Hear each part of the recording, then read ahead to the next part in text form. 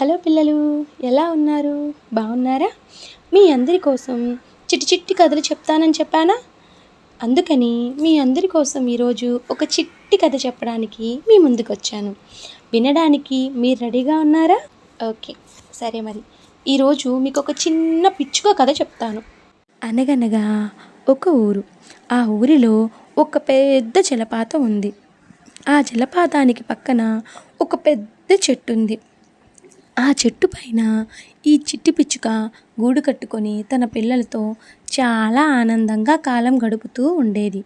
ఒకరోజు ఈ తల్లి పిచ్చుక ఆహారం కోసం బయటికి వెళ్ళి తిరిగి ఆహారం తీసుకొని వచ్చే సమయానికి తన చిట్టి పిచ్చుకల్లో ఒక చిన్ని పిచ్చుక తన తల బయటికి పెట్టి ప్రపంచాన్ని చూస్తూ ఆనందాన్ని ఆస్వాదిస్తూ ఉండేది. ఈ తల్లి పిచ్చుక అది చూసి వెంటనే చిట్టి పిచ్చుక దగ్గరికి వెళ్ళి కోప్పడుతుంది.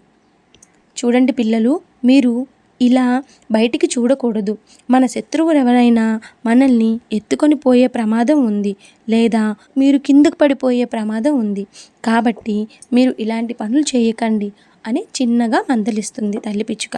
మరుసటి రోజు తల్లి పిచ్చుక యథావిధిగా మళ్ళీ ఆహారం కోసం బయటికి వెళ్ళిపోతుంది. చిన్ని పిచ్చుక అమ్మ చెప్పిన మాట చెవిలో పెట్టకుండా మళ్ళీ అదే విధంగా గూటి చివరికి వచ్చి తొంగి చూస్తుంది. బయటికి చూసి తన అందమైన ప్రపంచాన్ని ఆనందంగా ఆస్వాదిస్తుంది. అదే సమయంలో పెద్దగా గాలి వీస్తుంది.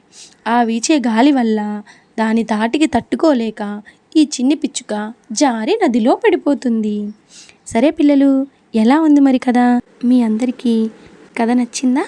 సరే మరి కథలో నీతి ఏంటో చెప్పనా? ఎప్పుడైనా మనం పెద్దవాళ్ళు చెప్పిన మాటలు వినాలి. ఎందుకంటే వాళ్ళు మన మంచి కోసమే చెప్తారు కదా. కాబట్టి పెద్దవాళ్ళు చెప్పిన మాటలు వినండి. సరేనా పిల్లలు? ఇంకో కథతో మీ ముందుకు వస్తాను. సరేనా? నా ఛానల్ని సబ్స్క్రైబ్ చేసుకోవడం మర్చిపోకండి.